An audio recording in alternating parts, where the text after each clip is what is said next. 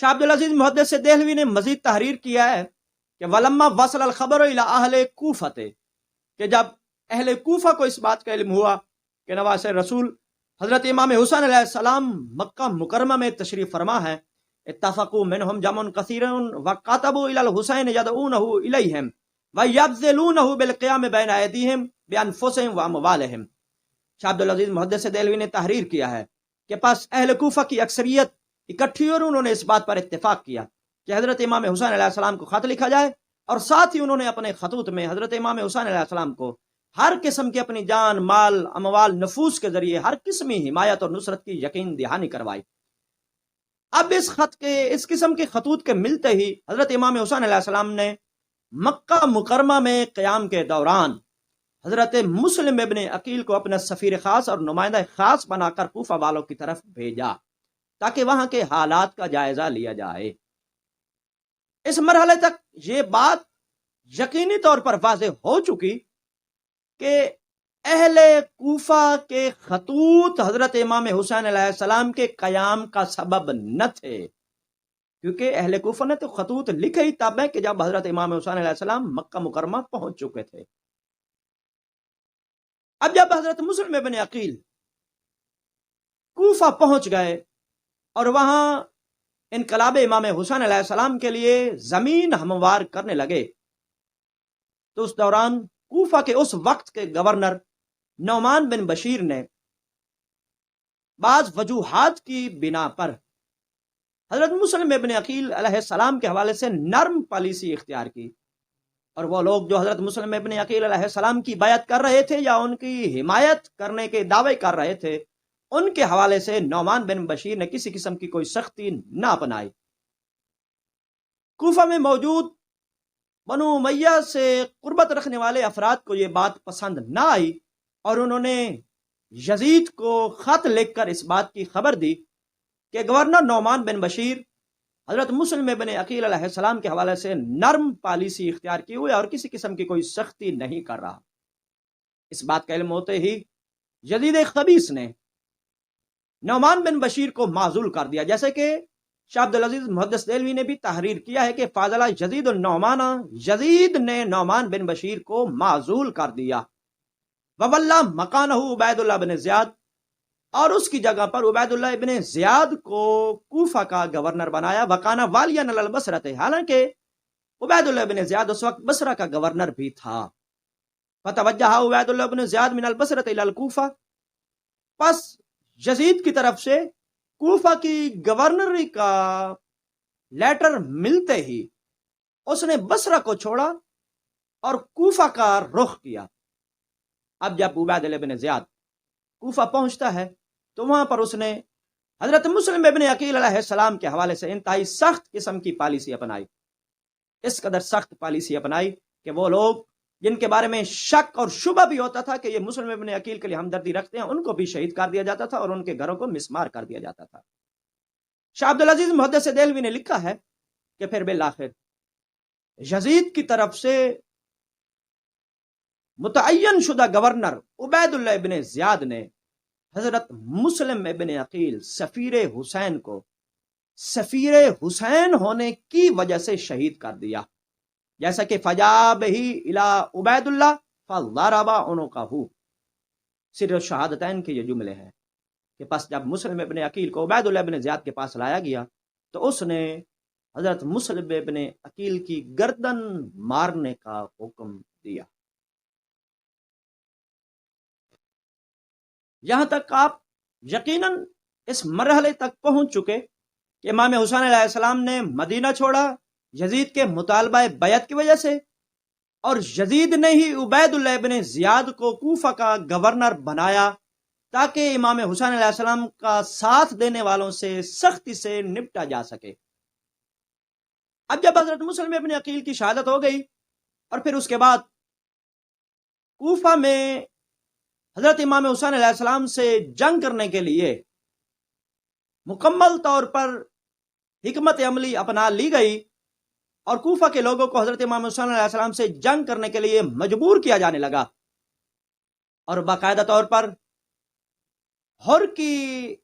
قیادت میں 1000 سپاہیوں پر مشتمل ایک لشکر بھیجا جا چکا، جس کے بعد حضرت امام حسین علیہ السلام اور کا لشکر میدان کربلا میں وارد ہوئے۔ کربلا پہنچنے کے بعد ابن زیاد نے حضرت امام حسین علیہ السلام کے نام ایک خط بھیجا، جیسا کہ شاہ عبدالعزیز محدث دہلوی سیرت الشہادتین میں تحریر کرتے ہیں کہ کاتب ابن زیاد کتابا الی الحسین، کہ ابن زیاد نے حضرت امام حسین علیہ السلام کی خدمت میں ایک خط بھیجا یطالبہ الی بیعت یزید، کہ جس خط میں یزید کی بیعت کا مطالبہ تھا۔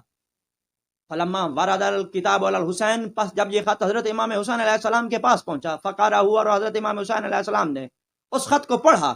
والقاہ، تو امام حسین علیہ السلام نے اس خط کو پڑھتے ہی اس خط کو پرے پھینک دیا، رکھ دیا۔ وقال للرسول ما لہ عندی جواب، اور جو خط لے کر قاصد آیا تھا اس سے امام حسین علیہ السلام نے فرمایا کہ میں اس قسم کے خط کا جواب ہی نہیں دینا چاہتا۔ اب جب یہ بات اس قاصد نے جا کر ابن زیاد کو بتائی، فراجع الرسول الی ابن زیاد، پس وہ قاصد ابن زیاد کی طرف واپس لوٹا اور اس نے جا کر یہ بات کہ امام حسین نے تو تمہارے خط کا جواب دینا ہی مناسب نہیں سمجھا، تمہیں اس قابل ہی نہیں سمجھا کہ تمہارے خط کا جواب دے۔ فاشتد غضبہ، تو پس ابن زیاد کو بڑا شدید غصہ آیا، وجمع الناس، اور اس نے لوگوں کو جمع کیا، وجہز العساکر، اور اس نے مختلف قسم کے بہت سے لشکر تیار کیے، وجعل مقدمہ عمرو بن سعد، ابن زیاد نے عمرو بن سعد کو ان لشکروں کا کمانڈر بنایا، سپہ سالار بنایا۔ اب دیکھیے یہ ایک چین بن رہی ہے کہ یزید کا مطالبہ بیعت کرنا، امام حسین کا مطالبہ بیعت سے انکار کرنا، پھر امام حسین علیہ السلام کا مدینہ چھوڑنا، مکہ پہنچنا، پھر مکہ میں امام حسین علیہ السلام کے پاس اہل کوفہ کے خطوط کا آنا، اور امام حسین علیہ السلام کا عراق کی جانب رخ کرنا، اور پھر یزید کی طرف سے ابن زیاد کو کوفہ کا گورنر بنایا جانا، اور ابن زیاد کی طرف سے یزید کے لیے بیعت کا مطالبہ کرنا، امام حسین علیہ السلام کا پھر سے انکار کرنا، پھر ابن زیاد کا امام حسین علیہ السلام کو شہید کرنے کے لیے کوفہ کے لوگوں پر مشتمل لشکر تشکیل دینا، اور عمرو ابن سعد کو اس لشکر کا سپہ سالار بنانا۔ اب آپ بتائیے اس چین میں سے آپ یزید کو کیسے نکال سکتے ہیں؟ پھر اس کے بعد کربلا میں ابن زیاد کی طرف سے بھیجے گئے اس لشکر نے نواسہ رسول حضرت امام حسین علیہ السلام کو بڑی بے دردی سے شہید کر دیا۔ شہید کرنے کے بعد